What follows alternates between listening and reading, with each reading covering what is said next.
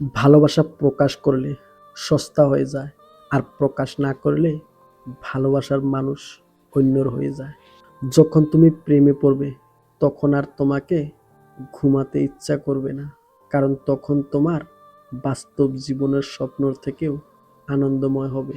নারীর সৌন্দর্য নির্ভর করে স্বামীর যত্নের ওপর, আর স্বামীর মেজাজ নির্ভর করে স্ত্রীর সহনশীলতার উপরে। নারী আছে বলে পৃথিবী এত সুন্দর, নারী আছে বলেই পুরুষের জীবনের অর্থ রয়েছে, নারী আছে বলেই পৃথিবীতে আপনি আছেন। তাই নারীকে সম্মান করতে শিখুন। আমাদের দেশে বেশিরভাগ নারীরা নারীদের শত্রু হয়। মেয়েরা সেই পুরুষের সাথে সম্পর্ক জড়িয়ে যায় যার কাছে এই একটি জিনিস আছে, আর তা হলো সুন্দর একটি মন এবং তার প্রতি অগাধ ভালোবাসা। নিজেকে সস্তা বানিয়ে কখনো ভালোবাসা পাওয়া যায় না। যা পাওয়া যায় তা হলো অবহেলা, অপেক্ষা আর অপমান। টাকা দিয়ে সব পাওয়া গেলেও মায়ের মতো মায়া আর বাবার মতো ছায়া কখনোই পাবেন না। প্রকৃত পুরুষ তো সে যার কাছে অন্ধকার রাস্তাও একটা মেয়ের সুযোগ নয়, দায়িত্ব হয়ে ওঠে।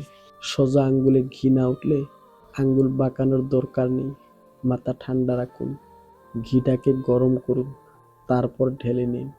যে তিনটি জিনিস জেনে রাখা খুব প্রয়োজন: ১ নাম্বার, কখনো কারো মনোযোগ আকর্ষণ করতে চাইবেন না। ২ নাম্বার, কাউকে বিশ্বাস করার আগে সতর্ক হন। ৩ নাম্বার, কখনো কারো ওপরে নির্ভরশীল হয়ে পড়বেন না। একটা ছেলেকে সঠিক পথে নিয়ে আসতে একটা মেয়ের পবিত্র ভালোবাসাই যথেষ্ট। বিনা কারণে অপমান করার প্রধান উদ্দেশ্য হলো তোমাকে রাগানো আর সবার সামনে ছোট করা। কিন্তু তুমি যদি না রেগে উল্টে হাসির রিয়াকশন দাও, তবে অপমানকারী নিরাশ হয়ে যাবে। কিন্তু যে কথাটা সে বলেছে তা যদি সত্যি হয়ে থাকে, তবে তা গ্রহণ করো নিজের বুদ্ধি আর যুক্তি দিয়ে। শুধু একবার ভদ্রভাবে অপমানের জবাব দাও। কে বলে মানুষ খালি হাতে এসেছে আর খালি হাতেই ফিরে যাবে? মানুষ ভাগ্য নিয়ে এসেছিল আর কর্ম নিয়ে যাবে।